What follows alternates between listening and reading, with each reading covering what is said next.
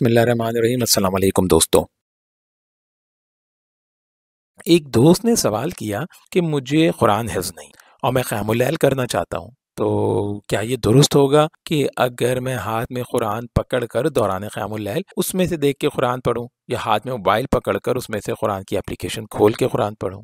دیکھیے، اس سلسلے میں امام بخاری ایک معلق روایت لائے ہیں جس کی بابت حافظ ابن حجر اسقلانی نے فتح الباری جلد 2 میں تصریح کی ہے کہ امام ابو داؤد نے اس کو موصولاً بھی بیان کیا ہے۔ روایت کچھ یوں ہے کہ نماز میں سیدہ عائشہ کی امامت ان کے غلام ذکوان کرواتے تھے جبکہ وہ مصحف سے دیکھ کر قرأت کر رہے ہوتے تھے۔ مصحف یعنی قرآن۔ اس روایت کو بنیاد بنا کر سعودی مجلس افتاء نے یہ فتویٰ دیا ہے کہ فرض و نوافل دونوں میں مصحف یعنی قرآن سے دیکھ کر قرأت کرنا جائز ہے۔ یہی موقف شوافی یعنی امام شافعی کے ماننے والے اور حنابلہ یعنی امام احمد بن حنبل کے ماننے والوں کا بھی ہے، جبکہ مالکیہ یعنی امام مالک کے ماننے والے نوافل میں مصحف سے دیکھ کر قرأت کو جائز اور فرض میں مکروہ مانتے ہیں۔ احناف میں امام ابو حنیفہ مصحف سے دیکھ کر قرأت کرنے کو عمل کثیر قرار دے کر اس سے صلاۃ کے فاسد ہونے کے قائل ہیں، جبکہ امام ابو یوسف اور امام محمد فرض اور نوافل دونوں میں اس عمل کو مکروہ خیال کرتے ہیں، البتہ ان کے نزدیک اس سے صلاۃ فاسد نہیں ہوتی۔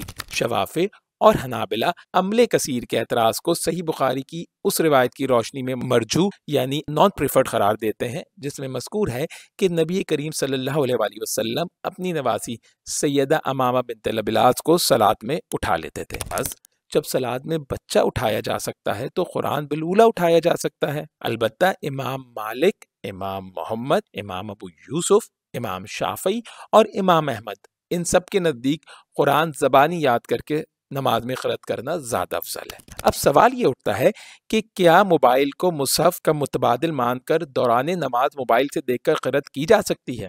تو دوستو، اس سلسلے میں میری رائے میں مصحف اور موبائل سے پڑھنے میں کوئی فرق نہیں ہے۔ خیر القرون کے دور میں سیدنا ذکوان کا مصحف سے پڑھنا اس لیے ملتا ہے کہ اس وقت مصحف کا رجحان تھا، جبکہ اب نئی ٹیکنالوجی کے تحت وہی قرآن مصحف کے صفحوں کے بجائے ایک ایپلیکیشن میں ثبت ہوتا ہے۔ آج اگر کوئی آدمی مصحف کے بجائے موبائل پر قرآن پڑھتا ہے تو کیا اس کو تلاوت کا اجر نہیں ملے گا؟ یقیناً ملے گا۔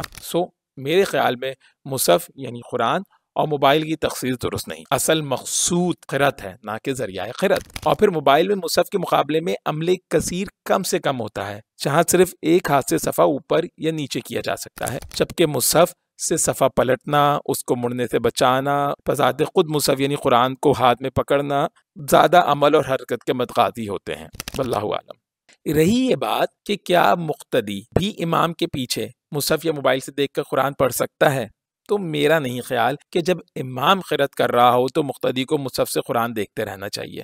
حدیث کے تحت مقتدی کے لیے امام کی قرأت کافی ہونی چاہیے، اور پھر ایسا کرنا قرآن کے حکم کے بھی خلاف محسوس ہوتا ہے جس میں صاف مذکور ہے کہ جب قرآن پڑھا جائے تو اس کو خاموشی سے کان لگا کر دھیان سے سنو۔